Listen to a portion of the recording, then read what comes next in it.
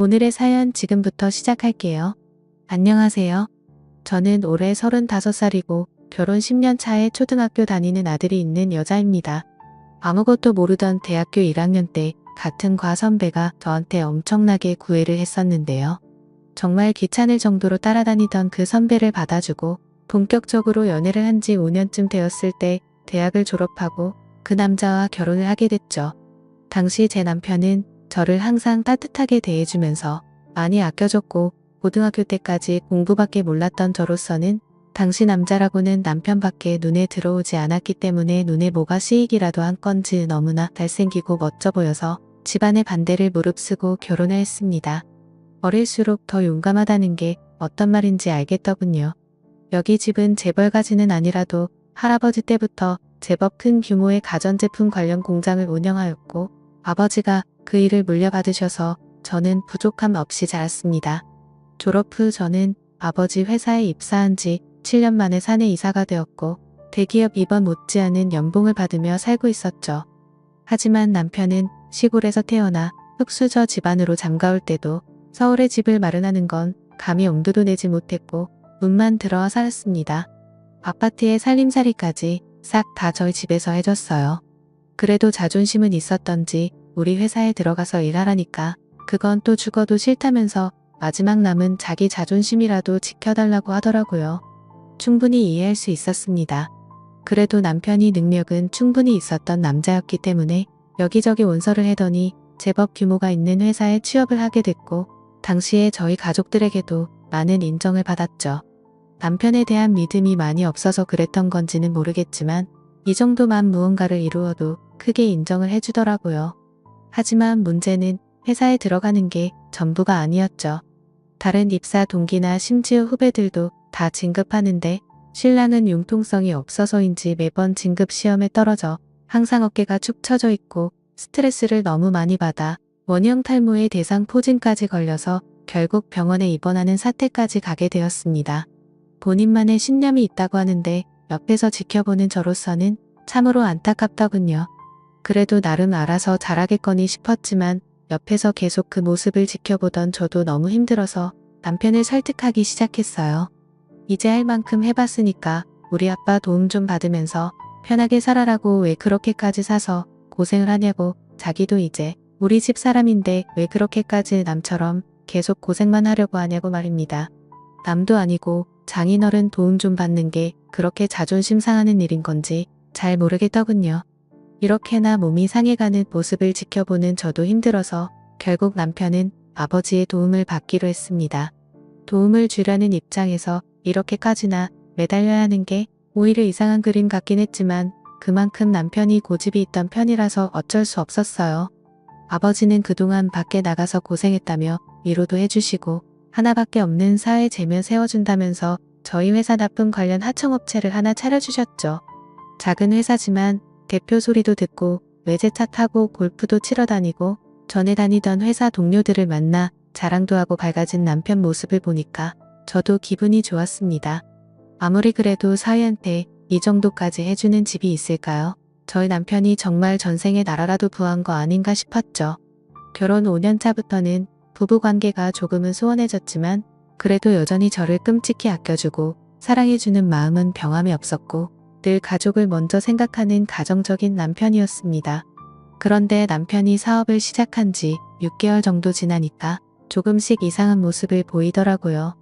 밤늦게 들어오는 날이 너무 많다든지 TV 보다가도 누군가와 카톡 메시지를 주고받는다든지 그런 모습이 솔직히 좀 이상했어요. 처음에는 사업하는 사람이라서 어쩔 수 없다 싶었지만 그 정도 수준이 아니었거든요.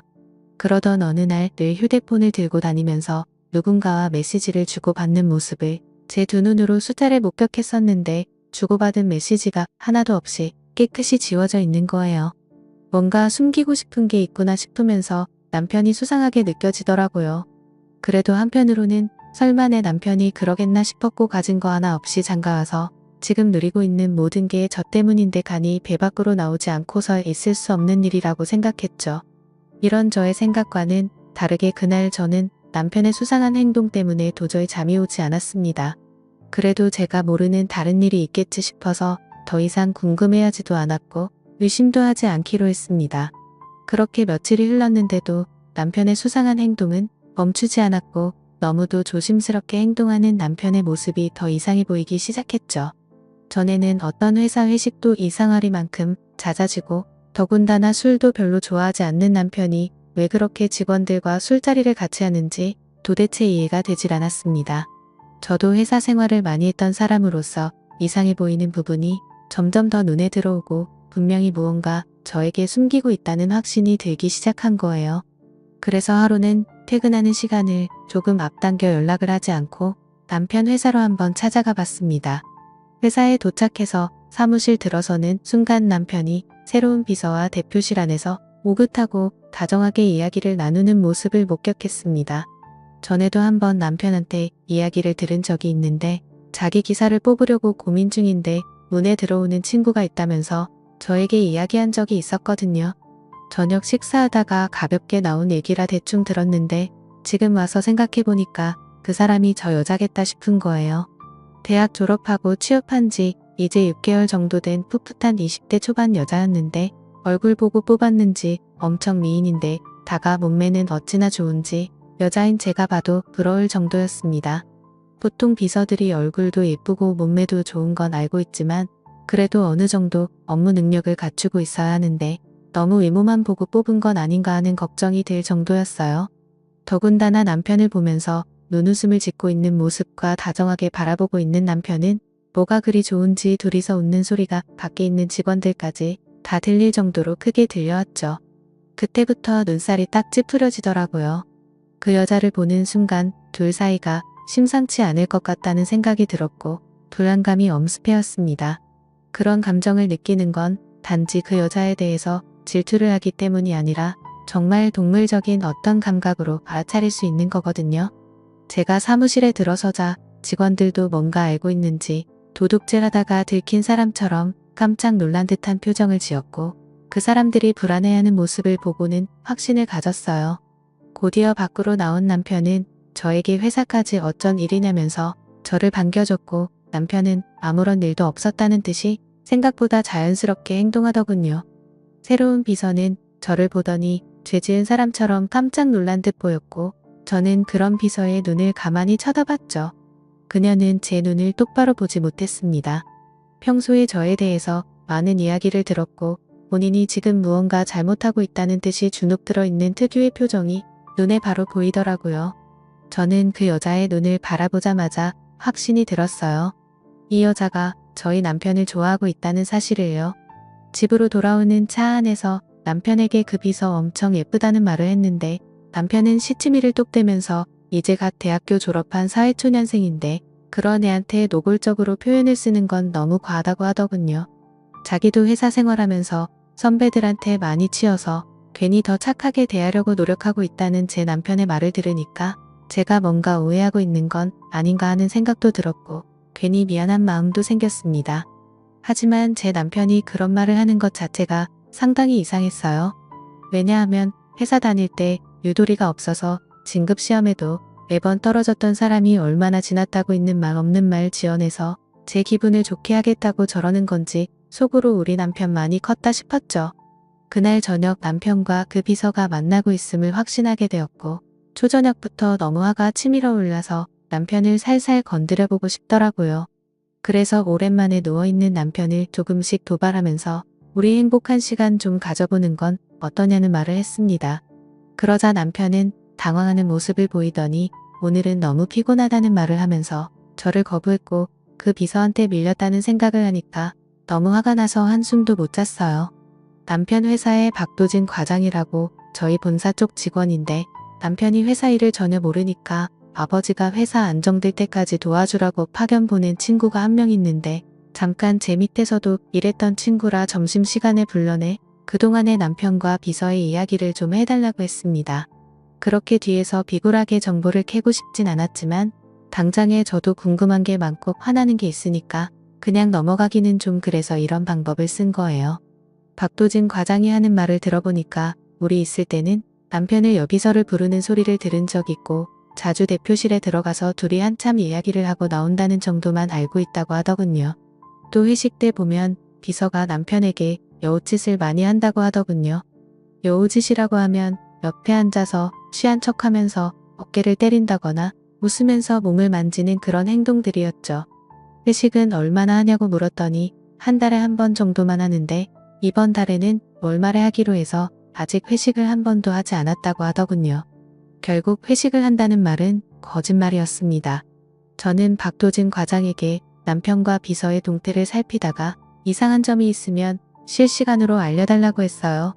당분간 퇴근 후에도 남편을 감시해달라고 했고 어떤 결과가 나오든 내가 책임을 지겠다고 하니까 알겠다고 하더라고요. 그리고는 혹시나 일을 제대로 하지 않을까봐 박 과장은 이 회사에 파견 나온 사람이지 이 회사 직원이 아니라는 것도 단단히 일러붙죠. 그날 이후 박 과장은 남편이 집에 들어올 때까지 남편을 따라다녔습니다. 3일 뒤에 박 과장에게 연락이 왔는데 여자 직원들한테 수소문을 받더니 최근 비서의 씀씀이가 많아졌는데 월급으로는 도저히 감당할 수 없는 명품 가방과 옷을 남자친구에게 선물 받았다며 입고 와서 자랑을 했다고 합니다.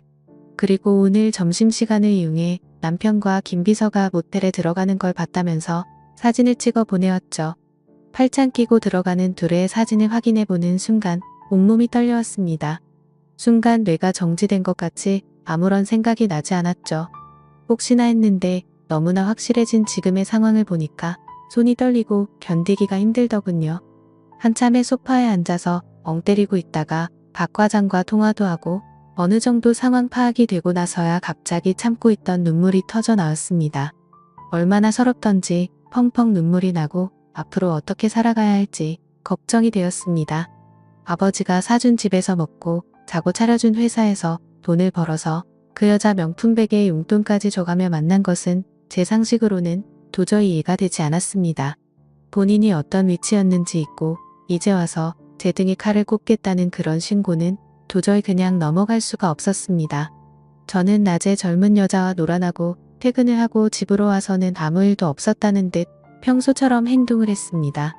며칠 정도는 더 두고 보고 싶었지만 도저히 참을 수가 없었고 남편이 들어오자마자 박 과장이 보내온 사진을 들이밀었습니다. 남편은 빼도 박도 못하는 증거에 잘못했다면서 그 자리에서 바로 저에게 사과를 하면서 변명을 늘어놓기 시작했죠. 그 여자가 얼마나 들이대는지 도저히 거부할 수가 없었다면서 자기가 사랑하는 여자는 저 한 명밖에 없다는 걸 알지 않냐고 무릎까지 꿇고 애원하기 시작하더라고요. 저는 아무런 대꾸도 하지 않고 남편을 집 밖으로 쫓아내버렸습니다. 여기가 우리들 집이 아니고 내 집이라는 걸 기억하고 당신이 대표 소리 들으면서 다니는 회사가 우리 회사가 아니라 내 회사라는 것을 똑똑히 기억해두라면서 다시는 얼굴 볼 생각하지 말고 이혼 서류에 도장 찍을 준비나 하라고 했어요. 남편은 계속해서 무릎 꿇고 사과를 했지만 끝까지 받아주지 않았고 어떻게 나를 배신할 수가 있냐면서 당신 같은 남자는 고생을 좀 해봐야 정신을 차릴 거라고 아주 매정하게 쫓아냈어요. 아버지에게 전화를 한 뒤 사정을 말하고는 이혼하겠다고 했는데 아버지가 하는 말이 너무 성급하게 결정하지 말고 며칠 더 생각한 뒤 결정하라면서 마음을 진정시켜줬습니다. 다음 날 남편의 또 다른 카드 내역서를 발견했는데 비서와 같이 있을 때 사용한 금액이 한 달에 수백만 원 가까운 금액이었고 명품 가방에 옷, 신발, 반지, 옷걸이까지 머리에서 발끝까지 싹 다 사줬더군요. 그동안 모텔을 하루가 멀다 하고 얼마나 드나들었는지 카드 내역서의 반 이상이 모텔비 내역으로 꽉 차 있었습니다. 저는 한성가라는 친구 2명을 데리고 남편 회사로 찾아갔고 비서의 얼굴을 보자마자 상욕을 하면서 머리채를 붙잡고는 쥐고 흔들면서 온몸을 칭칭 휘감고 있던 남편이 사준 옷을 하나하나 벗겼습니다. 저는 그 여자에게 미친 듯이 쏘아붙이기 시작했는데 그 여자도 성깔 있었는지 저를 째려보면서 밀리지 않으려고 하더군요. 정말 괘씸했습니다. 유부남을 건드리면 어떻게 되는지 똑똑히 보여줘야겠다는 생각에 그녀의 머리를 잡아 뜯었습니다. 그 여자는 정말 독하게도 계속 가만히 있더군요. 근데 갑자기 남편이 나타나서는 저를 감싸는 게 아니고 그 비서를 보호하더군요. 지금 이 상황에서도 누구를 편에 서야 하는지 모르는 멍청하고 한심한 제 남편을 보니까 이제는 정말 도저히 되돌릴 수 없는 강을 건너고 말았다는 생각이 들었습니다. 이 남자는 제 남편이 아니라 이미 다른 여자의 남자가 된 거였어요. 요즘 들어 회사가 워낙에 시끄러우니까 평소에는 아예 오시지도 않던 아버지가 여기로 오셔서 분위기를 보더니 제 남편을 미쳤고 제 남편은 그만 바닥에 넘어지고 말았어요. 그리고 그 비서라는 여자에게 이 남자는 당신이 가지는 게 좋겠다. 우리 딸이 가지기에는 너무 허접한 사람이라서 도저히 안 되겠다고 그러니까 둘이서 평생 잘 먹고 잘 살아보라고 하셨죠. 이제 이 남자는 돈도 없는 빈털터리가 될 텐데 그래도 계속 이 남자를 만날 거냐고 물었고 그 여자는 고개를 절레절레 저었습니다. 그 모습을 지켜보던 제 남편은 믿을 수 없다는 눈빛으로 그 비서를 쳐다보더라고요. 돈 때문에 자기를 만나고 있었다는 걸 몰랐나 봐요. 멍청하기 짝이 없죠. 현재는 가정 파탄을 이유로 소송을 진행하고 있으며 남편도 회사와 집에서 쫓겨났습니다.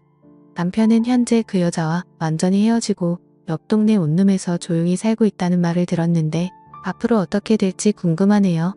저는 그 멍청한 남자를 다시 받아줄 생각이 없습니다. 평생 저희 회사에서 말단 직원으로 개처럼 일하는 꼴이나 보면서 늙어가는 모습을 지켜보고 싶어요. 오늘 준비한 사연은 여기까지입니다. 이야기 재미있게 들으셨다면 구독과 좋아요 한 번씩 부탁드리고요. 오늘도 좋은 하루 되세요.